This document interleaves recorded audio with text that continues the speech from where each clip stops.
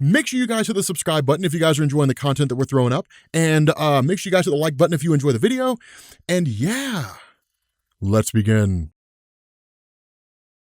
What's going on, guys? This is Rob, and today's episode of Beyond Omega Level is going to focus on the DC side of things, as we're going to be discussing Volthoom, the First Lantern. Now, Volthoom was created by Jeff Johns and made his first appearance in Green Lantern Annual number 1 in 2012. Now, as for his origin story, Volthoom is a scientist from Earth 15, where he and his mother actually discovered the emotional electromagnetic spectrum, which is the force made up of all the emotions of all sentient beings within the multiverse and contains all of the various emotions that power the various lantern rings. Now, as they began learning about this spectrum, Volthoom and his mother created a device called the Travel Lantern, which allowed them to travel through time and space and across dimensional boundaries. Now, when Earth 15 was invaded by a hostile alien race, Volthoom's mother was killed, but before she died, she told him to use the Travel Lantern to try to find a way to save their people. Now, just before the planet was destroyed, Volthoom does as she says, travels back in time, and makes his way to various Earths looking for a way to save his home planet and his species. And so Volthoom makes his way through the multiverse using the Travel Lantern, but he isn't able to make any progress in finding a way to save his people. Along the way, he stops on Earth 3 and encounters a sorcerer named Mordru and exchanges a part of his soul to create the first Power Ring, which would become known as the Ring of Volthoom, which would eventually end up being wielded by Power Ring, the evil Green Lantern of Earth 3, and later on, Jessica Cruz. Now finally, Volthoom makes his way to the main DC universe and encounters the Guardians of the Universe, an ancient species of highly intelligent beings who had created a power battery that they called the Great Heart by filling it with all their emotions,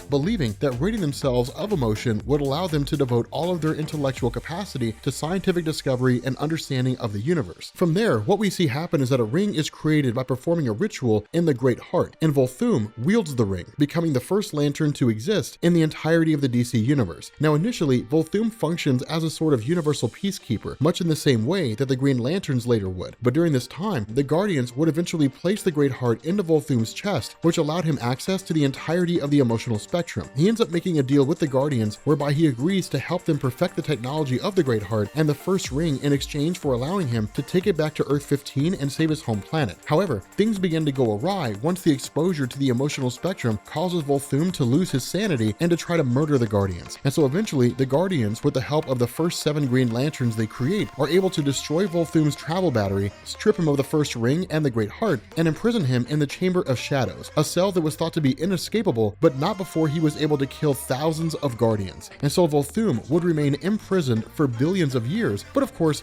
would eventually be released. And upon his escape, we get to see just what it is that Volthoom is capable of. And so as far as powers go, because he is essentially the living embodiment of the entire emotional spectrum, Volthoom is a being of immense power. Whereas each of the Lantern Corps is able to master one single emotion along the spectrum, such as the Green Lanterns with willpower or the Red Lanterns with rage, Volthoom is able to manipulate every emotion on the spectrum simultaneously. The potential damage that can be achieved through this connection to the emotional spectrum was what led the Guardians to conclude that imprisonment was the only option for Volthoom, as he represented a threat to all of the multiverse, and in fact, his escape from the confinement produced tears in the very fabric of reality. Now, like all members of the various Lantern Corps, Volthoom is able to create constructs, but he differs from the rest of the Lanterns in that while their constructs are simply made of hard light, Volthoom's constructs are real, which means that Volthoom is able to warp reality, which in turn means that he's definitely beyond an Omega level threat. Volthoom also possesses incredible telepathic ability and was even able to invade the mind of Ganthet, one of the Guardians of the Universe who himself has formidable telepathic powers. Volthoom is also able to manipulate time and was able to force the Guardians into multiversal hypothetical timelines against their wills. Volthoom is also a being of incredible durability, having survived injuries that would kill mortal beings, as well as surviving an attack from the combined forces of most of the various Lantern Corps, including the White Lantern Kyle Rayner. Now, Volthoom is also able to create powerful energy blasts and has been able to defeat Atrocitus with one shot and take out an entire army of Black Lanterns by himself. On another occasion, Volthoom declared himself to be a god and literally stomps Parallax into the ground. Now, Parallax, for those of you guys who don't know, is the literal embodiment of fear in the DC universe. So the fact that Volthoom is able to stomp him is incredibly impressive, but really shouldn't be surprising since fear is but one emotion on the spectrum, while Volthoom is the embodiment of the entire spectrum. Furthermore, because Volthoom is essentially the embodiment of the emotional spectrum, he is effectively immortal, as we learn when he asks Necron to kill him. What we learn is that since the emotional spectrum is powered by the totality of emotion of all sentient beings in the universe, as long as there are beings in existence capable of feeling emotion, Volthoom must exist. He can be separated from his physical body for a time, and Necron was able to do that when he appeared to kill Volthoom, but eventually he will resurface, which makes him essentially immortal. And all that is impressive enough, but the most impressive thing we've seen from Volthoom was that he held the universe in his hands and almost remade it in its entirety. The fact that he was not successful in remaking it in accordance to his will, notwithstanding, the fact that he could have done it if not been thwarted by the combined efforts of several Lanterns, including the White Lantern Kyle Rayner, still qualifies him as well beyond Omega level, because he has the potential to warp reality on a universal scale. So yeah, Volthoom is ridiculously powerful, a definite universal threat, and likely a multiversal threat as well, at least when he's in possession of the travel battery. But with that being said, guys, we're going to bring this video to an end. If you are new here to Comics Explained, make sure you guys hit the sub button to become part of the Rob Corps. If you guys enjoyed this video, make sure you drop a like,